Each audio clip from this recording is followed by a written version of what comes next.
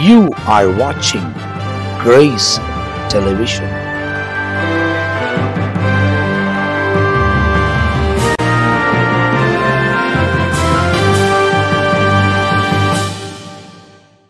கிறிஸ்துவுக்குள் அன்பான தேவ ஜனங்கள் அனைவருக்கும் இயேசு கிறிஸ்துவின் நாமத்தில் வாழ்த்துக்கள். மீண்டும் ஒரு முறை இதோ இயேசுவோடு பேசுவோம் என்ற இந்த தலைப்பில் இன்னும் ஒரு வார்த்தை உங்கள் இல்லம் தேடி உங்கள் வாழ்க்கையை நோக்கி வருகிறது. கடந்த நாட்களில் ஒரு செய்தியை உங்களுக்கு கொடுத்தேன். அதன் தொடர்ச்சியாக இன்னும் ஒரு வார்த்தை 1 கொரிந்தியர் 2ஆம் அதிகாரம் வசனம் 10. நமக்கோ தேவன் அவைகளை தமது ஆவியினாலே வெளிப்படுத்தினார். அந்த ஆவியானவர் எல்லாவற்றையும் தேவனுடைய ஆழங்களையும் அறிந்திருக்கிறார். மனுஷனிலுள்ள ஆவியை அன்றி மனுஷரில் எவன் மனுஷனுக்குரியவைகளை அறிவான்? அப்படி போல தேவனுடைய ஆவியை அன்றி ஒருவனும் தேவனுக்குரியவைகளை அறிய மாட்டான். நாங்களோ உலகத்தின் ஆவியை பெறாமல் தேவனால் எங்களுக்கு அருளப்பட்டவைகளை அறியும்படிக்கு தேவனிடத்திலிருந்து புறப்படுகிற ஆவியையே பெற்றிருக்கிறோம். அவைகளை நாங்கள் மனுஷ ஞானம் போதிக்கிற வார்த்தைகளாலே பேசாமல் பரிசுத்த ஆவி போதிக்கிற வார்த்தைகளாலே பேசி ஆவிக்குரியவைகளை ஆவிக்குரியவைகளோடு சம்பந்தப்படுத்தி காண்பிக்கிறோம். இதில் குறிப்பாக இந்த எல்லா வார்த்தைகளையும் பார்க்கும்போது 16ஆம் வசனம் வரைக்கும் ஆவியானவரின் வெளிப்பாடு, மாம்சத்தில் வாழ்கிற மனிதனுக்கு ஆவியானவர் கொடுக்கிற வெளிப்பாடுகள், ஆழங்கள், விளக்கங்கள், இரகசியங்களை குறித்து இங்கே பவுல் விவரமாய் விளக்கி கூறுவதை பார்க்க முடியும். 9ஆம் வசனத்தில் பார்த்தோம், ஆண்டவர் ஆயத்தம் பண்ணி வைத்திருக்கிறார். அதை யாருக்கும் தெரியல. தேவன் தம்மில் அன்பு கூறுகிற பிள்ளைகளுக்கு ஆண்டவர் அநேக நன்மைகளை ஆயத்தப்படுத்தி வைத்திருக்கிறார், ஆயத்தப்படுத்தி கொண்டு இருக்கிறார். இது ஜனங்களுக்கு தெரியல. ஆனால் இந்த காரியங்கள் நான் அடுத்து வரக்கூடிய நாட்களில் உங்களுக்கு குறிப்பிடுவேன். ஆனால் இந்த காரியங்களை பவுல் என்ன சொல்கிறாரு? மனுஷனிலுள்ள ஆவியை அன்றி மனுஷரில் எவன் மனுஷனுக்குரியவைகளை அறிவார்? இப்போ மனுஷன் நமக்குள்ளே இருக்கிற விஷயத்தை, நமக்குள்ளே ஒரு ஆவி இருக்குது, அதனாலே தான் அறிந்து கொள்ள முடியும் என்று குறிப்பிட்டு தேவனுடைய ஆவியை அன்றி ஒருவனும் தேவனுக்குரியவைகளை அறிய மாட்டான். புரியுதா உங்களுக்கு? மனுஷனுக்குள்ளே இருக்கிற ஆவி மனுஷிகத்தை புரிந்து கொள்ள முடிகிறது. ஆனால் தேவனுடைய ஆவியை அன்றி தேவனுடைய ஆவியானவரால் தான் தெய்வீக காரியத்தை அறிந்து கொள்ள முடியும். சொல்லிட்டு கொஞ்சம் விளக்கம் கொடுக்குறாரு. நாங்களோ உலகத்தின் ஆவியை பெறவில்லை. அப்போ உலகத்திலே சில ஆவிகள் இருக்கிறது, அந்த ஆவியை நாங்கள் பெறவில்லை. தேவனால் எங்களுக்கு அருளப்பட்டவைகளை அறியும்படி. அப்போது தேவனால் அருளப்பட்ட காரியங்கள் இருக்கிறது. இது தேவ ஆவியானவர் மூலமாக தான் அதை அறிந்து கொள்ள முடியும். அது என்ன சொல்கிறாரு? தேவனிடத்திலிருந்து புறப்படுகிற ஆவியையே நாங்கள் பெற்றிருக்கிறோம். நாங்கள் மனிதர்களாக இருந்தாலும், மனுஷிக ஆவியை உடையவர்களாக இருந்தாலும், உலகத்துக்குட்பட்ட சில காரியங்களை அதால் புரிந்து கொள்ள முடியும்.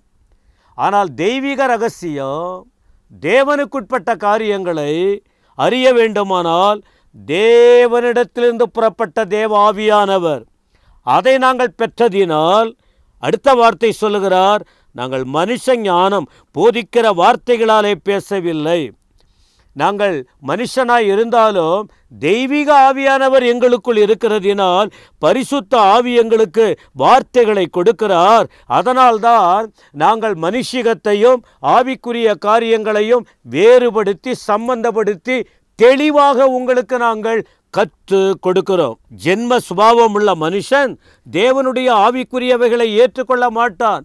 எவ்வளவுதான் ஆவிக்குரிய பரலோகத்துக்குட்பட்ட வசனத்திலுள்ள காரியங்களை சொன்னாலும் அதை அநேகர் ஏற்றுக்கொள்ளுவது இல்லை. அதற்கு என்ன சொல்லுகிறார்? ஜென்ம சுபாவம் உள்ள மனிதர்கள் என்று. அவைகள் அவனுக்கு பைத்தியமாய் தோன்றுமாம். அவைகள் ஆவிக்கேற்ற பிரகாரமாய் ஆராய்ந்து நிதானிக்கப்படுவதைகளானதால் அவைகளை அறியவும் மாட்டான். ஆவிக்குரியவன் எல்லாவற்றையும் ஆராய்ந்து நிதானிக்கிறான். ஆனாலும் அவன் மற்றொருவனாலும் ஆராய்ந்து நிதானிக்கப்படான். கர்த்தருக்கு போதிக்கத்தக்கதாக அவருடைய சிந்தையை அறிந்தவன் யார்? எங்களுக்கோ கிறிஸ்துவின் சிந்தை உண்டாயிருக்கிறது. இந்த தேவன் ஆயத்தப்படுத்தின காரியங்களை அறிந்து கொள்வதற்கு ஆவியானவர் எந்த அளவுக்கு ஆவிக்குரிய மனிதன், மனுஷிக மாம்சமான மனிதன், ஜென்ம சுபாவம் உள்ள மனிதன், ஆவிக்குரிய மனிதன் போன்ற விளக்கங்களை இந்த வேத பகுதியை விளக்கப்படுத்தி வேறுபடுத்தி பவுல் குறிப்பிடுகிறதை பார்க்கிறோம். ஆனால் அந்த இடத்துல ஒரு வார்த்தை பாருங்க, நமக்கோ. 10ஆம் வசனத்தில் நமக்கோ தேவன் அவைகளை தமது ஆவியினாலே வெளிப்படுத்தினார். அந்த ஆவியானவர் எல்லாவற்றையும் தேவனுடைய ஆழங்களையும் அறிந்திருக்கிறார். ஆவியானவர் யார்? திரித்துவ தேவனுடைய ஒரே ஒரு தேவன், 3 தேவர்கள் அல்ல. இந்த ஒரே ஒரு தேவன் 3 ஆழ்தத்துவத்தோடு வெளிப்படுகிறார்கள். ஒன்று பிதாவாகிய தேவன், இன்னொன்று குமாரனாகிய தேவன், 3 பரிசுத்த ஆவியானவராகிய தேவன். இந்த ஆவியானவரை பற்றி தான் இங்கே விளக்கமாக பவுல் குறிப்பிடுகிறார். யோவான் 16:13 யோவான் 16:13 இந்த ஆவியானவர் என்ன பண்ணுறாரா? வருங்காலத்தில் அந்த 14ஆம் அதிகாரத்திலும் யோவான் 16ஆம் அதிகாரத்திலும் ஆவியானவரை குறித்த ஏராளமான காரியங்கள் குறிப்பிடப்படுகிறது. ஆனால் இப்பொழுது சொன்ன அந்த வார்த்தையை பாருங்கள். சத்திய ஆவியாகிய அவர் வரும்போது சகல சத்தியத்துக்குள்ளும் உங்களை நடத்துவார். சத்திய ஆவியாகிய தேவன் வருவார், சகல சத்தியத்துக்குள்ளும் உங்களை நடத்துவார். அவர் தம்முடைய சுயமாய் பேசாமல் தாம் கேள்விப்பட்டவைகள் யாவையும் சொல்லி வரப்போகிற காரியங்களை உங்களுக்கு அறிவிப்பார். பவுல் என்ன சொன்னார்? வரும் காரியங்களை ஆவியினாலே எங்களுக்கு அவர் அறிவிப்பார் என்பதாக. இங்கே ஆண்டவர் இயேசுவும் அதை தான் சொல்லுகிறார். அப்போ தேவன் ஆயத்தப்படுத்தின காரியங்களை காண முடியாதபடிக்கு என்ன நடந்தது? 2 கொரிந்தியர் 4:4 படிக்கிறோம். இப்பிரபஞ்சத்தின் தேவனானவன் தெய்வீகமான காரியங்களை அறிந்து கொள்ள முடியாதபடிக்கு அவன் தன்னுடைய மனக்கண்களை குருடாக்கினான் என்று. 4:4 தேவனுடைய சாயலாயிருக்கிற கிறிஸ்துவின் மகிமையான சுவிசேஷத்தின் ஒளி அவிசுவாசிகளாகிய அவர்களுக்கு பிரகாசமாயிராதபடிக்கு இப்பிரபஞ்சத்தின் தேவனானவன் அவருடைய மனதை குருடாக்கினான். தெய்வீகத்தை அறிந்து கொள்ள முடியாதபடிக்கு இப்பிரபஞ்சத்தின் தேவன் அவன் யார்? அவன்தான் பிசாசு. அவன் தெய்வீகத்தை பார்க்க முடியாமல் குருடாக்கினான் என்று. ஆனால் ஆண்டவர் சொல்லும்போது ஒரு வார்த்தை சொன்னார். ஆண்டவரோ பரலோக தேவன் தம்முடைய பிள்ளைகளுக்கு அவைகளை வெளிப்படுத்தினார் என்று மத்தேயு சுவிசேஷம் 11ஆம் அதிகாரம் 25ஆம் வசனத்தில் அவர் குறிப்பிடுகிறதை நீங்கள் பார்க்க முடியும். மத்தேயு 11:25ஆம் வசனத்தில் அந்த சமயத்தில் இயேசு சொன்னது, பிதாவே, வானத்துக்கும் பூமிக்கும் ஆண்டவரே, இவைகளை ஞானிகளுக்கும் கல்விமான்களுக்கும் மறைத்து பாலகருக்கு வெளிப்படுத்தினபடியால் உம்மை ஸ்தோத்திரிக்கிறேன். அப்போ மறைக்கப்பட்ட காரியம் வெளிப்படுத்தப்படுகிறது, பாலகருக்கு வெளிப்படுத்தப்படுகிறது, இளம் பிராயமுள்ளவர்களுக்கு வெளிப்படுத்தப்படுகிறது.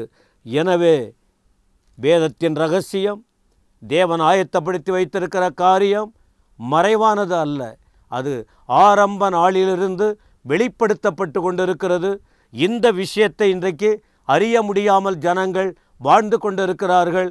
இந்த தெய்வீகத்தை அறிந்து கொண்டு தேவனை கண்டுகொள்ளவும் அவருடைய அவர் ஆயத்தப்படுத்தி வைத்திருக்கிற காரியங்களை புரிந்து அவர் சொல்லுகிறபடி வாழ்ந்து அவருடைய ஆசீர்வாதங்களை பெற்று வாழ வேண்டும் என்றுதான் இந்த போதனைகள் உங்களுக்கு கொடுக்கப்படுகிறது.